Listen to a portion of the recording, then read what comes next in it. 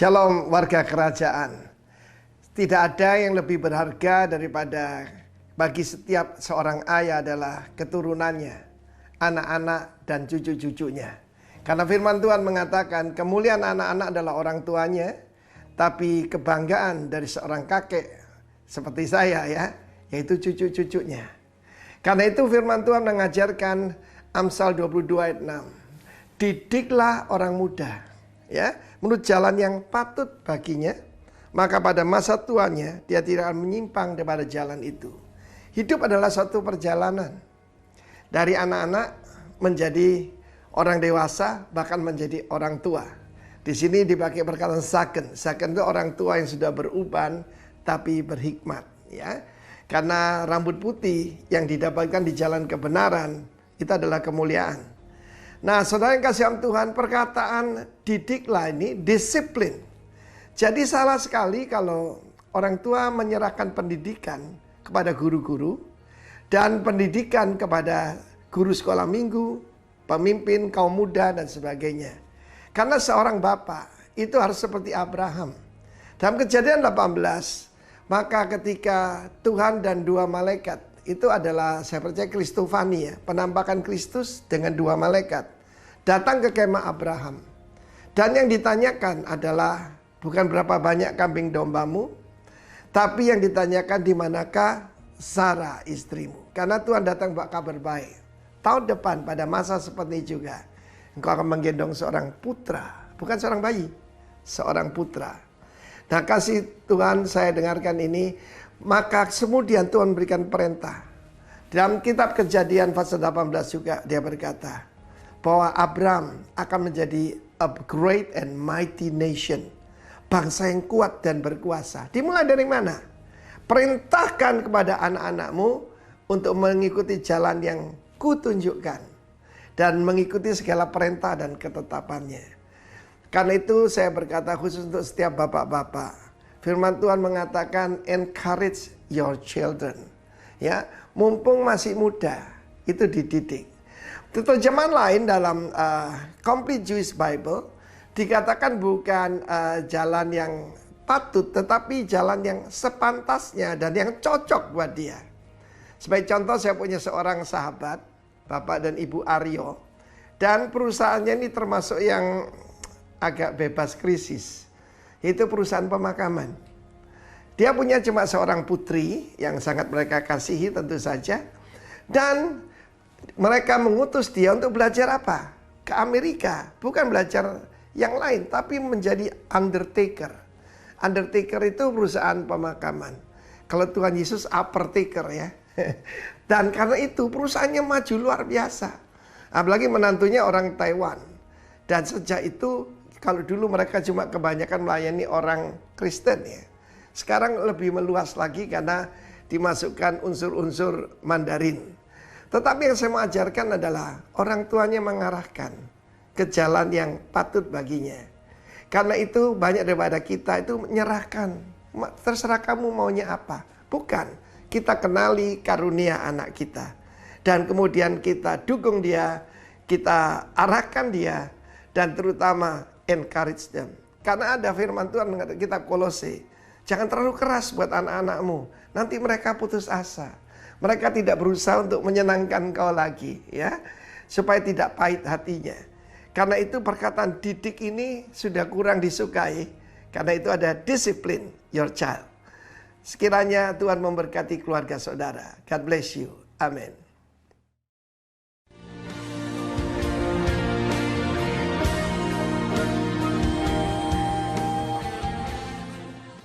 Saudaraku, mari kita mengangkat roti di tangan kanan kita dan dengarkan firman Tuhan. Dan ketika mereka sedang makan, Yesus mengambil roti, mengucap berkat, memecah-mecahkannya, lalu memberikannya kepada murid-muridnya dan berkata, "Ambillah, makanlah, inilah tubuhku." Bukankah tubuh Kristus yang telah dipecah-pecahkan dan diremukkan supaya kita diselamatkan? Yang percaya makan dalam nama Tuhan Yesus Kristus.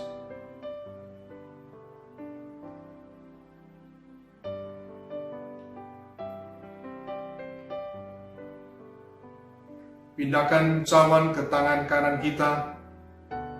Sesudah itu, ia mengambil cawan, mengucap syukur, lalu memberikannya kepada mereka dan berkata, "Minumlah kamu semua dari cawan ini, sebab inilah darahku, darah perjanjian yang ditumpahkan bagi banyak orang."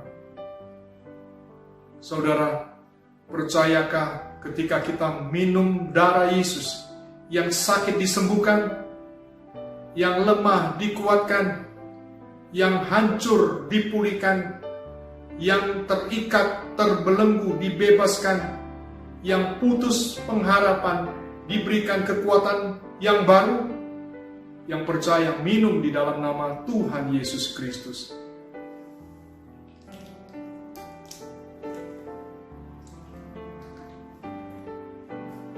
Mari kita berdoa. Terima kasih Tuhan untuk perjamuan kudus saat pagi hari ini. Kami tahu Engkau ada di dalam kami ada di dalam Engkau. Kami menjadi manunggal dengan Engkau. Terima kasih, sebentar lagi kami akan mendengarkan firman Tuhan. Dan kami percaya Tuhan, firman-Mu itu adalah kekuatan bagi kami semua untuk terus berjalan semakin hari semakin kuat hendak menghadap Allah di Sion. Dalam nama Yesus. Amin. Shalom warga kerajaan. Mari kita bersama-sama melihat kebenaran firman Tuhan yang terdapat dalam kitab Maleakhi pasal yang ke-5 sampai dengan yang ke-6. Maleakhi 4 ayat 5 sampai yang ke-6.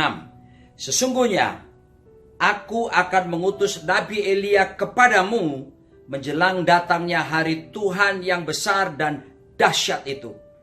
Maka ia akan membuat hati bapa-bapa berbalik kepada anak-anaknya dan hati anak-anak kepada bapa-bapanya, supaya jangan aku datang memukul bumi sehingga musnah. Terjemahan Inggris dikatakan, I come and strike the earth with a curse. Perhatikan baik-baik bahwasanya pemulihan hubungan bapak-bapak dengan anak-anak sangat penting sekali. Sebab kalau tidak, maka Tuhan bilang, aku akan pukul bumi sehingga musnah. Aku akan pukul bumi dengan kutuk. Oleh sebab itu, di akhir zaman ini, kita melihat pada masa pandemi corona ini, ayat ini sangat berbicara sekali. Dan saya sungguh percaya sebagai hamba Tuhan, bagaimana pandemi ini bisa berakhir apabila pemulihan hubungan bapa dan anak itu ditegakkan. Maka Tuhan berkata, aku akan pukul bumi, ataupun aku akan pukul bumi dengan kutuk, itu akan dihentikan. Tetapi kita melihat lebih dulu, kenapa Tuhan mengutus pelayanan Nabi Elia? Kata Elia, dan bukan pelayanan Daud ataupun yang lainnya, tapi disebutkan untuk pemulihan hubungan bapa anak, itu adalah pelayanan Elia. Kata Elia artinya Jehovah is my father. Tuhan itu Bapakku. Dan memang benar, Tuhan kita adalah disebut sebagai Bapa yang baik. Dan mau saya katakan kepada setiap Anda semuanya di sini, siapakah Bapa itu sesungguhnya? Bapa adalah satu pribadi yang paling memberi pengaruh dalam hal visi dan nilai-nilai kepada anak-anaknya, yang dibentuk atas dasar hubungan yang baik tentunya. Nah, sedangkan kata Bapa itu sendiri, Alkitab menjelaskan dalam bahasa Ibrani adalah Abba. Kata Abba adalah artinya source, sumber. Wow, ini sebuah pernyataannya luar biasa, bukan? Saya sedang berkata kepada para suami, para bapak-bapak, Anda adalah sumber. Kita ini bukan cuma sumber keuangan buat keluarga, tapi juga seharusnya bapak-bapak sumber kebenaran, di mana kita bisa menasihati istri anak-anak kita dengan kebenaran firman Tuhan. Dan pendidikan rohani anak-anak itu bukan tanggung jawab gereja, bukan tanggung jawab guru-guru sekolah minggu, tapi tanggung jawab pendidikan rohani anak-anak kita. Yang pertama, tanggung jawab seorang ayah, seorang bapak, lalu kemudian yang disebut dengan seorang ibu. Tanggung jawab daripada orang tua itu sendiri. Dan saya akan memberikan akronim yang saya ambil dari YMF, Youth Minister Fellowship. Kata Bapak itu ada singkatannya. B-A-P-A-K. B adalah bertumbuh. Seorang Bapak adalah seorang yang terus bertumbuh. Akan pengenalan akan Tuhannya terus bertumbuh. Never stop learning. If you stop learning, you stop growing. Saya mau berkata kepada semua bapak-bapak, para suami, mari kita terus bertumbuh dalam pengenalan akan Tuhan. Ya, kalau kita berhenti bertumbuh, kita sama saja, saudaraku, kita tidak akan pernah bisa. Kalau kita tidak belajar, kita tidak akan bertumbuh lagi. Sebab itu jangan pernah berhenti untuk belajar. Karena dengan belajar, kita akan bertemu. Bukankah Yesus berkata dalam Yohanes 8 ayat 32, barang siapa mengetahui kebenaran, kebenaran akan memerdekakannya. Perhatikan urutannya. Mengetahui dulu, baru ada kemerdekaan. Jadi proses mempelajari kebenaran firman Tuhan ini sangat penting sekali membuat kita bertumbuh, membuat kita semakin dimerdekakan di dalam Kristus. Itu B, Bapak. Dia bukan cuma bertumbuh, tapi dia juga memberi pertumbuhan. Kita lihat bagaimana kata B. Lalu kemudian A. A adalah seorang Bapak memberikan arah. Seorang Bapak memberikan visi juga. Ya, memberikan arah. Tentunya bagaimana bisa memberi arah? Karena kita sudah tahu bagaimana tujuan hidup. Alkitab menjelaskan the goal of our life is not to be rich nor to be famous. Tujuan hidup kita bukan supaya jadi kaya atau jadi terkenal. Gak ada salahnya kita jadi kaya, diberkati Tuhan dan menjadi terkenal. Tetapi itu bukan tujuan utama. Our main goal in our life is to be like Jesus. Tujuan utama kita dalam hidup ini adalah menjadi serupa seperti Kristus Yesus. Imago Dei, Imago Christi, keserupaan dengan Tuhan itu menjadi nyata dalam hidup kita. Dan kita memberi arah kepada anak-anak kita, keluarga kita untuk berjalan dalam koridor keserupaan dengan Tuhan ini. Lalu P-nya adalah pondasi. Dalam bahasa Yunani kata Bapa adalah fundus. Fundus itu bicara pondasi. Ya, rumah apapun, bangunan apapun, itu semua tergantung daripada fondasinya. Betapa penting peranan seorang bapak. Para suami, saya ingatkan, Anda adalah fondasi dalam rumah tangga Anda. Anda yang menopang segala sesuatu. Bukan istri kita yang harus menopang segala sesuatu. Kitalah. Fondasi tidak ada tempat di atas. Fondasi selalu di bawah. Fondasi itu tidak kelihatan, tapi fungsinya dahsyat dan luar biasa. Dan kita melihat bagaimana seorang suami, seorang ayah seharusnya dia menjadi fondasi. Dia menopang istrinya, menopang anak-anaknya. Dan kemudian kita lihat, kemudian setelah itu A-nya. A adalah memberikan Bapak, memberikan arah, tapi juga dia memberikan anugerah kepada putra-putrinya. Anugerah berbicara tentang apa? Anugerah berbicara seorang bapak yang punya besar hati untuk bisa belajar mengenali kelemahan-kelemahan putra-putrinya. Makanya Efesus pasal 6 berkata bahwa hai bapak-bapak, jangan sakiti hati anak-anakmu. Kadangkala gap communication, gap generation ini terjadi, di mana komunikasi nggak nyambung antara bapak-bapak dengan anak-anaknya karena memang beda zaman. Tapi mari kita belajar untuk kita memberi anugerah kepada putra-putri kita. Sebagaimana Tuhan telah memberikan anugerah kepada kita sehingga kita diterima apa adanya dan bukan ada apanya. Kebutuhan orang muda saat ini adalah penerimaan penuh tanpa syarat. Ketika anak-anak kita terima dengan baik dalam kekuatan maupun kelemahannya, saya percaya mereka akan tampil jadi pribadi-pribadi yang luar biasa. Lalu setelah itu yang terakhir adalah K. K adalah kedisiplinan. Seorang bapak hidup dalam disiplin. Oleh karena dia hidup dalam disiplin, dia punya hak, dia punya kewajiban untuk bisa mendisiplin putra-putrinya. Luar biasa sekali. Kedisiplinan di sini ditegakkan karena Amsal 22 menjelaskan ayat 6. Didiklah anak-anakmu, didiklah orang muda. Ya, pada masa mudanya, sehingga nanti pada tuanya, waktu dididik dalam jalan-jalan Tuhan, mereka tidak akan menyimpang daripada jalan-jalan Tuhan. Jadi proses memberikan kedisiplinan itu penting. Tapi dimulai dari kita lebih dulu. Para suami, para bapak, disiplinkan diri kita. Ya, biarlah kita meninggalkan keteladanan. Bagaimana kita disiplin di dalam doa bersama-sama, disiplin dalam pembacaan firman Tuhan. Ini bukan cuma urusan pendeta, tidak, ini semua kita. Anda harus tahu bahwa majalah Times pernah menyebutkan bahwa sumber masalah anak-anak muda terlibat kriminalitas, lalu hamil di luar nikah, lalu mereka terlibat drug, narkoba dan sebagainya. Bahkan banyak daripada mereka masuk dalam penjara karena ketiadaan seorang ayah. Maka anak muda sekarang banyak istilah disebut dengan fatherless generation. Bahkan fatherlessness generation, generasi tanpa bapak. Bapak ada di rumah, tapi bapak tidak hadir secara jiwa, emosi buat anak-anaknya.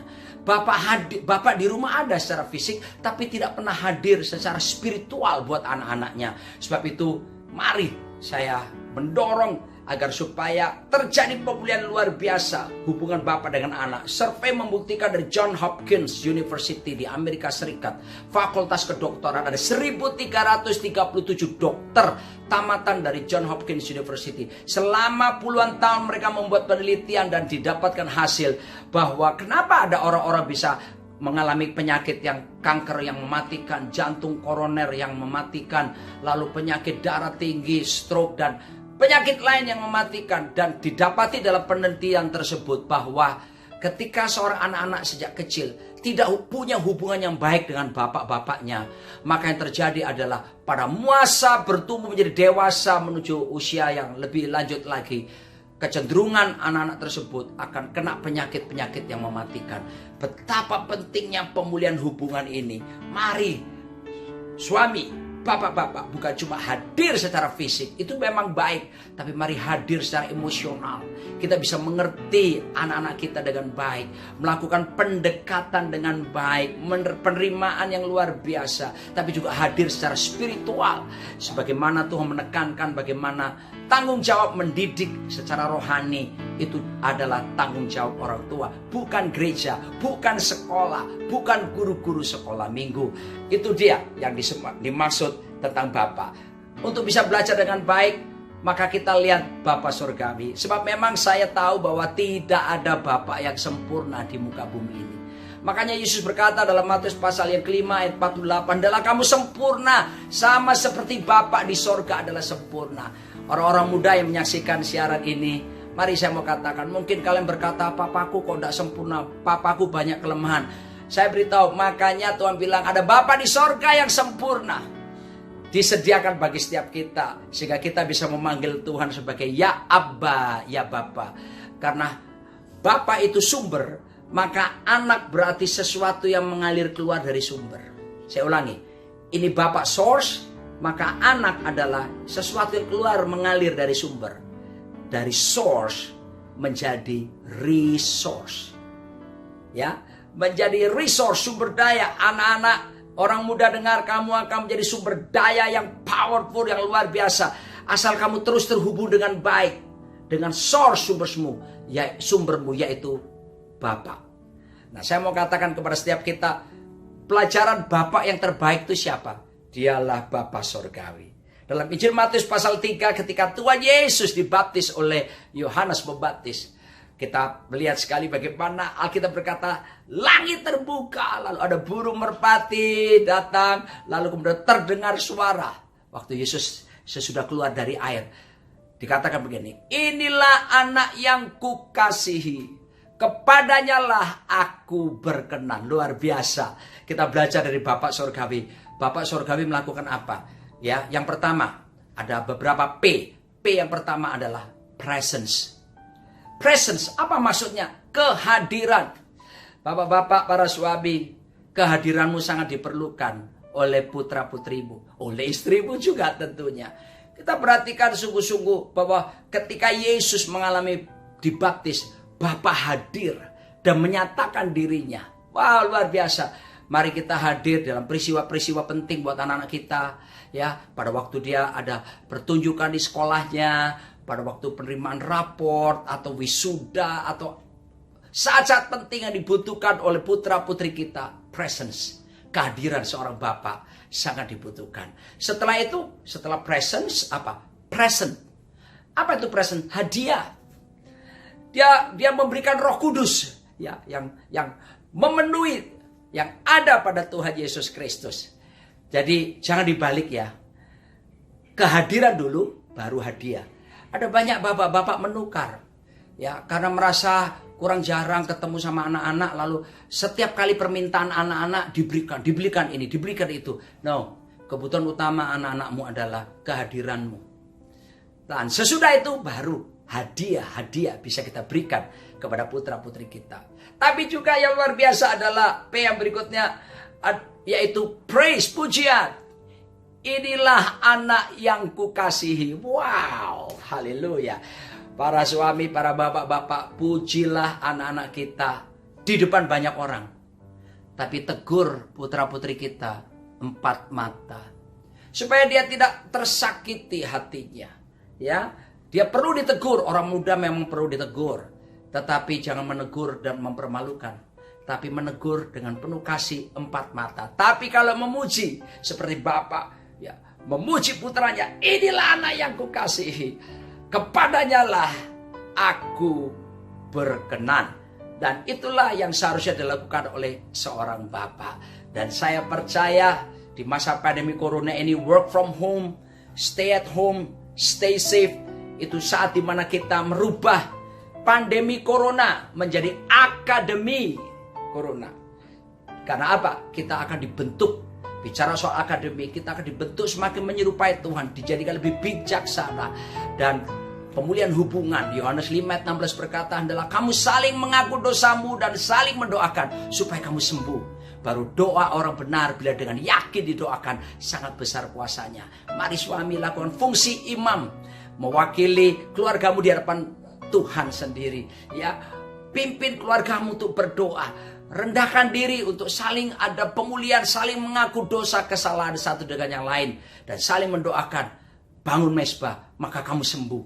Bukan cuma sembuh dari sakit, sembuh dari masalah ekonomi, sembuh dari banyak hal. Ada restorasi pembaharuan. Dan yang luar biasa, Alkitab berkata ayat berikutnya, doa orang benar bila dengan yakin didoakan, sangat besar kuasanya.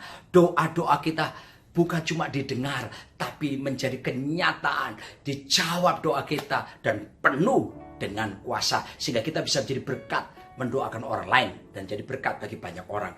Lalu kemudian kita bisa melihat sekarang itu tinjauan dari segi seorang bapak. Bapak memberikan keteladanan.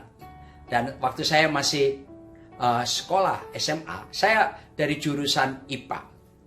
Jadi kemudian belajar bahasa Inggris. Agak terlambat waktu itu belajar bahasa Inggrisnya. Saya ingat guru saya mengajar bahasa Inggris yang baik itu good, lebih baik better, lalu terbaik the best, lalu ada yang lebih tinggi dari yang terbaik. Wow, langsung saya tertarik. Saya mau dengar guru saya ngomong apa. Dia bilang excellent. Wow, saudaraku, dalam leadership, kepemimpinan, tentang pengaruh yang diajar ke John Maxwell, ada orang punya tingkatan kepengaruhan yang luar biasa. Yang pertama yang disebut dengan achievement. Itu sama dengan good, pencapaian. Tapi kebanyakan ini dalam hal pengaruhnya biasa-biasa. Jangan berhenti di achievement. Meningkat lebih jauh kepada yang better. Apa itu? Inilah yang disebut sukses. Sukses. Ya, senang ya, bisnis sukses, lalu sekolah sukses apa. Tapi jangan berhenti di sukses. Sukses itu sudah mulai menyatakan pengaruh, tapi tidak terlalu luas. Ada yang lebih baik lagi yang namanya the best. Itu dalam leadership kita kenal istilah significant. Wah, mulai ada signifikan. Ya, sungguh-sungguh kita menyatakan pengaruh yang lebih luas, mulai jadi berkat bagi orang lain lebih banyak lagi. Tapi jangan berhenti di situ. Meningkat lebih tinggi. Ada yang disebut excellent. Dalam leadership, itulah yang disebut dengan legacy. Legacy, belum ada dalam bahasa Indonesia, kita cuma mengenal sebagai warisan, legacy. Apa itu legacy? Warisan kekal yang bersifat rohani, warisan rohani yang bersifat kekal, yang dapat dipindah tangankan dari generasi satu ke generasi yang lain. Dan warisan yang terbaik untuk putra-putri kita bukanlah harta, karena harta bisa habis. Harta bisa diperebutkan. Warisan terbaik buat putra-putri kita adalah disebut legacy. Mazmur 78 ayat 4 dan 7 menjelaskan itu legacy apa saja. Pertama, gaya hidup memuji menyembah. Ya, love encounter diajarkan ke putra-putri kita. Yang kedua, power encounter. Percaya tentang kuasa daripada Tuhan. Diajarkan kepada anak-anak kita. Yang ketiga tentang miracle encounter. Percaya bahwa mujizat tetap berlangsung sampai hari ini. Yesus Kristus tetap sama baik kemarin, sekarang, bahkan sampai selama-lamanya. Saya sembuh dari COVID-19 walaupun parah saudaraku. Dan dokter katakan ini kasus berat karena paru-paru saya sudah putih dikuasai oleh C19. Dan selama 11 hari di rumah sakit pun masih putih. Dan sampai satu hari Tuhan menjamah saya lewat tepukan yang pernah saya saksikan. Dan disitulah panas saya segera turun dan saya dinyatakan dokter sembuh secara sempurna. CT scan terakhir saya periksa, orang bilang kalau orang kena paru-paru COVID-19 biasanya katanya paru-parunya bisa menjadi rusak, cacat. Tapi CT scan hasil terakhir yang saya lakukan, dokter periksa semua bersyukur. Kenapa? Pulih 100%. Kenapa? Tuhan jamah saya. Ada sentuhan langsung seperti kisah Rasul 12, Petrus ditepuk oleh malaikat. Dan terjadi pada saya. Saat ini terjadi mujizat. Kita harus yakinkan dan ajarkan kepada putra-putri kita. Yesus Kristus tetap sama. Dulu dia buat mujizat. Hari ini dia tetap sanggup melakukan mujizat pertolongan. Tapi kurikulum yang keempat yang kita ajarkan untuk legacy putra-putri kita. Ajarkan tentang kebenaran firman Tuhan. The truth encounter. Pengalaman ketemu dengan kebenaran. Sebab itu para bapak, lengkapi diri saudara. Apalagi sekarang anak-anak di bawah 12 tahun udah gak boleh ke gereja lagi untuk sementara ini. Sebelum vaksin ditemukan. Dan orang-orang tua di atas 60 tahun pun dianjurkan untuk tidak datang ibadah secara offline. Maka siapa yang bisa mengajarkan di rumah? Kita suami. Orang tua yang mengajarkan kepada anak-anak kita kebenaran firman Tuhan. Dan sekarang bagaimana dengan putra-putri? Haleluya. Saya juga mau bicara kepada orang muda. Alkitab mengatakan bahwa biarlah orang-orang muda ini akan melesat seperti anak panah di tangan para pahlawan. Siapakah para pahlawan? Salah satunya orang tuamu sendiri-sendiri. Sebab itu orang muda, Efesus 6 berkata, hormatilah orang tuamu. Dan juga mengajarkan supaya mentaati mereka. Taati orang tuamu di dalam Tuhan. Hormati mereka. Saudaraku yang dikasih Tuhan, saya sedang berkata bahwa betapa pentingnya kita orang muda punya yang disebut the spirit of sonship. Roh keputraan. Dari mana kita belajar? Yesus Kristus. Tuhan Yesus dalam Yohanes 5 ayat 19. Dia berkata anak tidak bisa melakukan segala sesuatu dari dirinya sendiri. Melainkan dari Bapa. Ya, Yesus selalu melihat Bapa Sorgawi. Terhubung dengan Bapa Sorgawi. Bertindak seperti arahan yang Bapa Sorgawi kerjakan. Maka saya akan sharingkan kepada kita orang muda. Karena saya punya 3 orang anak. Yang anak pertama sudah berusia hampir 27 tahun. Lalu yang kedua 25 tahun. Yang ketiga hampir 19 tahun. Dan saya ajarkan ini juga kepada anak-anak saya. Sehingga apa yang terjadi? Dari kecil saya ajarkan, sekarang saya menikmati kemurahan orang-orang muda. 3 anak saya hidup takut Tuhan, penuh Roh Kudus, semuanya melayani Tuhan. Dan yang saya bersyukur adalah 3-tiganya waktu studi berprestasi semua. Puji nama Tuhan. Anak pertama bisa lulus S2 di Amerika dengan predikat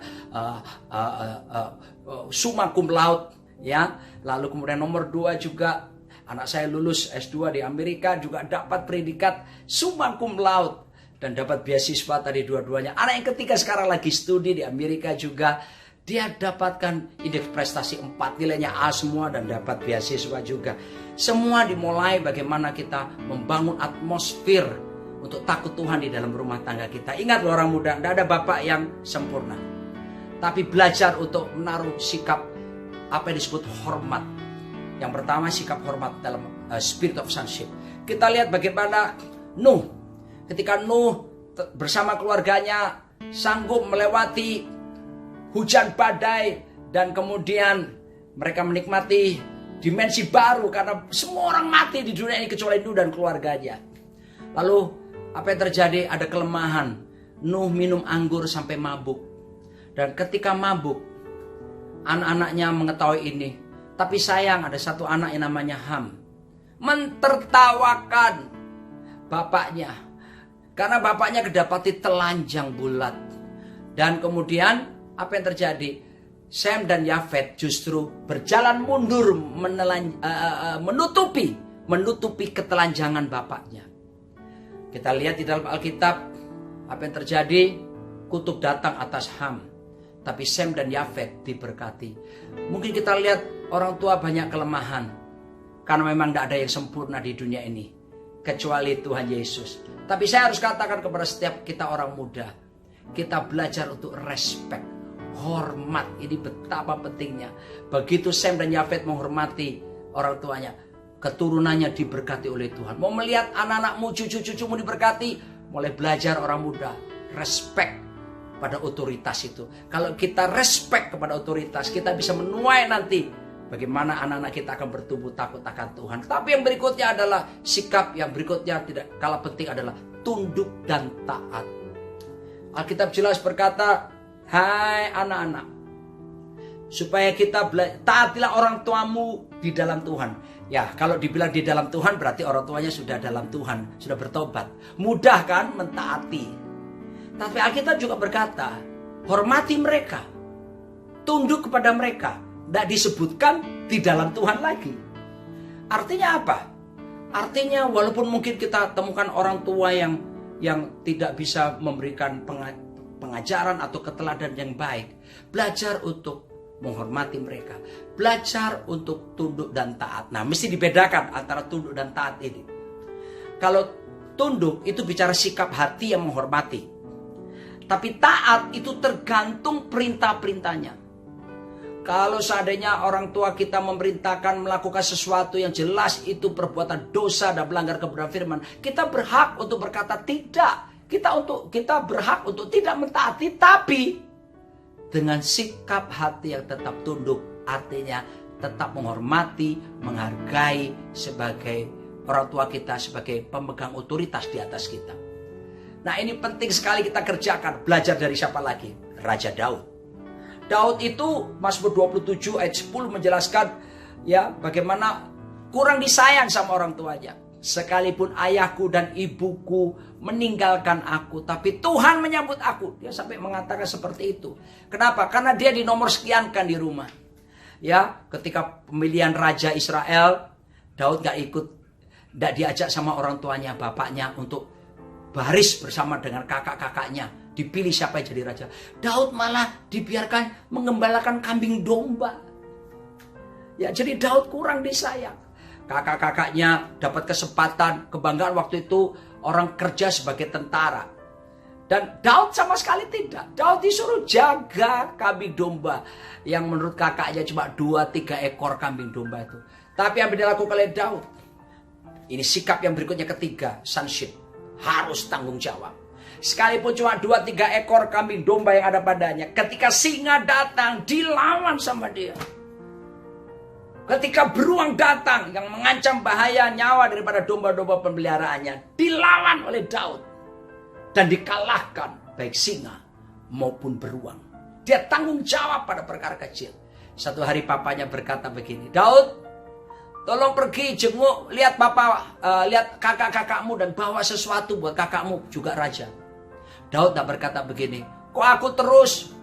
Papa mama kurang sayang sama aku. Kok aku yang disuruh terus? Tidak. Daud berkata, siap papa. Dalam penundukan diri dan ketaatannya, hormat, dia berangkat.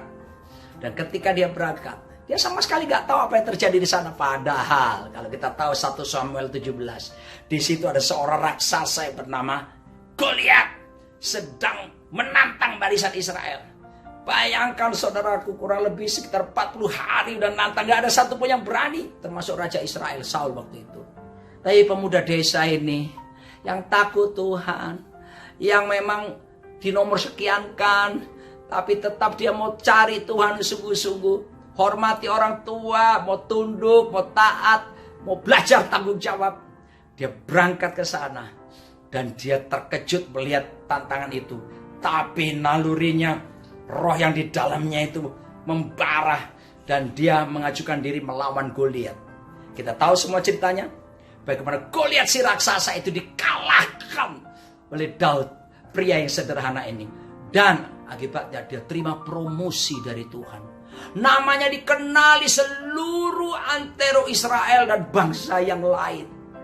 Dengar, promosi datang bukan dari utara, selatan, barat, timur. Orang muda, promosi datang dari pihak Tuhan. Bayangkan kalau Daud tadi menolak perintah ayahnya. Dia tidak akan pernah mengalami promosi dari Tuhan. Dan dia tidak tahu bahwa ada perkara hebat terjadi. Belajar untuk hormat pada otoritas kita. Belajar dengan baik dan sikap ini. Suatu hari nanti kita orang muda, kita semua akan jadi papa dan juga jadi mama. Bagaimana kita akan menjadi bapak yang baik kalau tidak dari sekarang kita belajar menjadi putra yang baik. Dan ketika kita belajar dari sekarang menjadi putra yang baik, saya yakin Anda anak-anak muda tidak akan menerima yang disebut the spirit, yang orphan spirit, roh yatim piatu. Sekarang ini banyak orang yatim piatu. Bahkan orang-orang dewasa pun rohnya yatim piatu. Ya, apa ciri-cirinya? Insecure, nggak ada rasa aman. Ya, sukanya memanfaatkan orang lain, sukanya membanding-bandingkan, ya. Lalu kemudian tidak pernah bisa pegang janji dengan baik. Kenapa? Karena banyak teladan-teladan yang salah. Dan kita lihat juga bagaimana orang-orang tua di generasi-generasi di atas pun jauh di sana. Mereka juga tidak menemukan teladan-teladan yang baik. Akibatnya fatherless generation berlangsung dari waktu ke waktu. Saya berdoa orang muda, hati-hati kepada 3 dosa. Yang pertama, yang disebut dosa generasi. Yang pertama adalah tidak menghormati generasi di atas. Dan itu jangan sampai terjadi.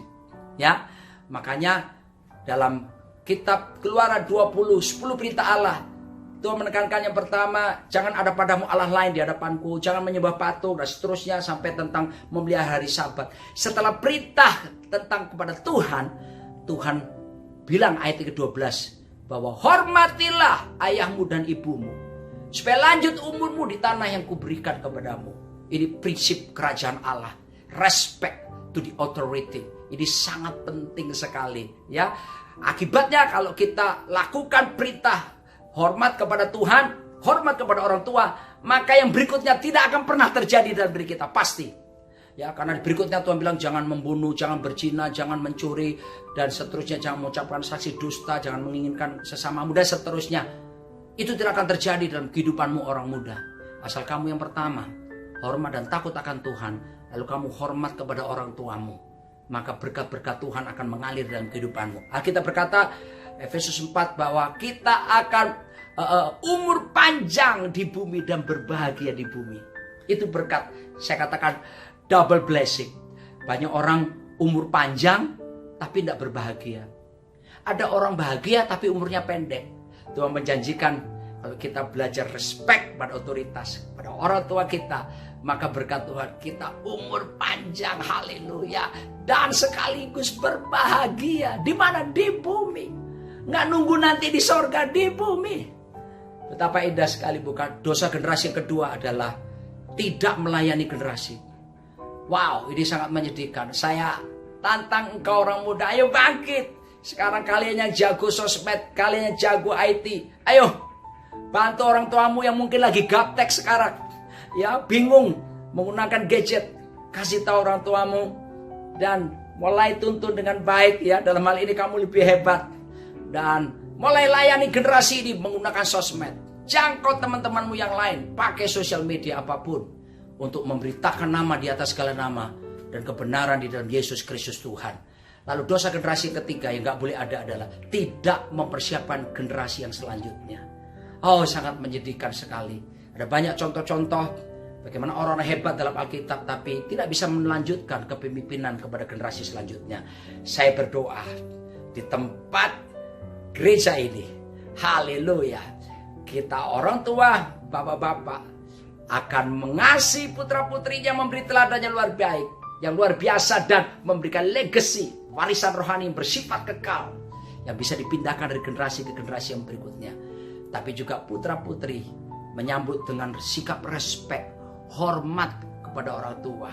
Dan ketika ini dikerjakan bersama-sama, hubungan bapak anak akan dipulihkan. Saya yakin Tuhan akan menghentikan kutuk di muka bumi. Tuhan tidak akan pukul bumi sehingga musnah. Saya yakin salah satu yang membuat pandemi corona ini berhenti adalah ketika pemulihan hubungan Bapa Anak terjadi.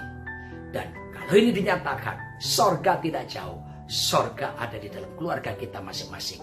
Datanglah kerajaan Tuhan dan jadilah kehendak Tuhan di setiap kehidupan saudara, di rumah-rumah saudara, dan di dalam bisnis saudara, pelayanan saudara.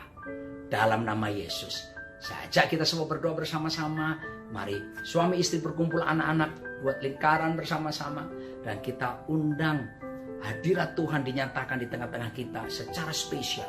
Hadirat yang dinyatakan supaya ada pemulihan keluarga terjadi. Bapa Sorgawi, dalam nama Yesus, aku berdoa lawat setiap keluarga-keluarga saat ini. Suami, istri, anak-anak. Tuhan, Kau berjanji 2-3 orang berkumpul dalam nama-Mu. Engkau hadir, Engkau ada di tengah-tengah mereka. Engkau berjanji memberikan apapun yang diberita oleh mereka. Berkati, pulihkan setiap hubungan bapak-bapak dengan anak-anaknya. Pulihkan setiap hubungan di dalam keluarga-keluarga. Aku berdoa ya Tuhan, agar semua keluarga menyatakan tanggung jawab sebagai garam dan terang. Dan aku berdoa pemulihan dari Sion dinyatakan. Roh Kudus memenuhi setiap orang saat ini dan menuntun kami kepada seluruh kebenaran. Dan kami dipercaya untuk menegakkan kerajaan Allah terjadi di muka bumi ini. Terpuji nama-Mu Tuhan, bangkit generasi baru yang luar biasa. Generasi yang akan melesat seperti anak panah di tangan para pahlawan. Orang-orang muda bangkit dan berjalan dalam destiny yang Tuhan tetapkan. Dan nama Tuhan dipermuliakan. Dalam nama Yesus Kristus. Haleluya. Amin. Tuhan Yesus memberkati Anda semuanya.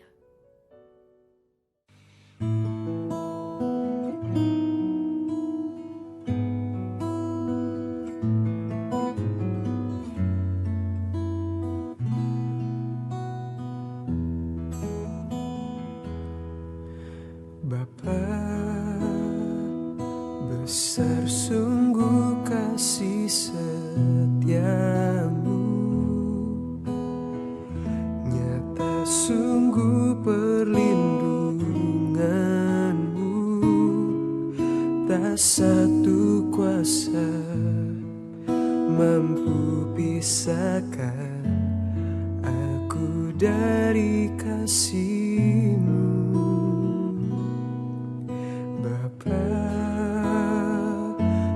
Ajarku selalu hormati-Mu,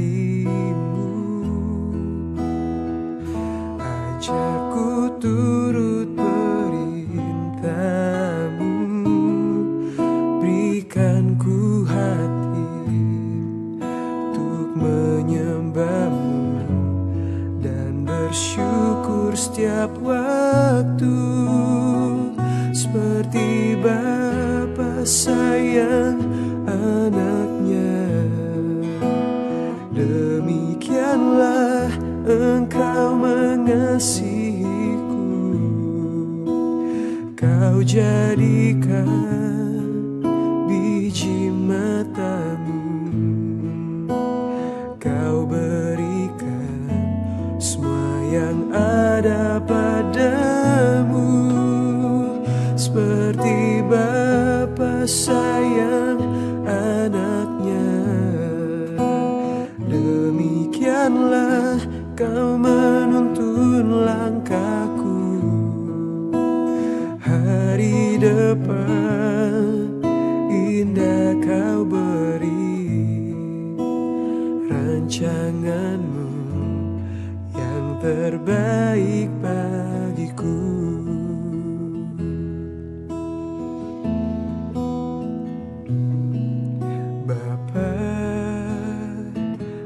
Ajarku selalu hormati-Mu, ajarku turut perintah-Mu, berikan ku hati untuk menyembah-Mu dan bersyukur setiap waktu, seperti Bapa sayang anaknya. Demikianlah Engkau mengasihi Kau jadikan biji matamu, Kau berikan semua yang ada padamu. Seperti Bapa sayang anaknya, demikianlah Kau menuntun langkahku. Hari depan indah Kau beri, rancanganmu yang terbaik bagiku. Hari depan indah Kau beri, rancanganmu yang terbaik bagi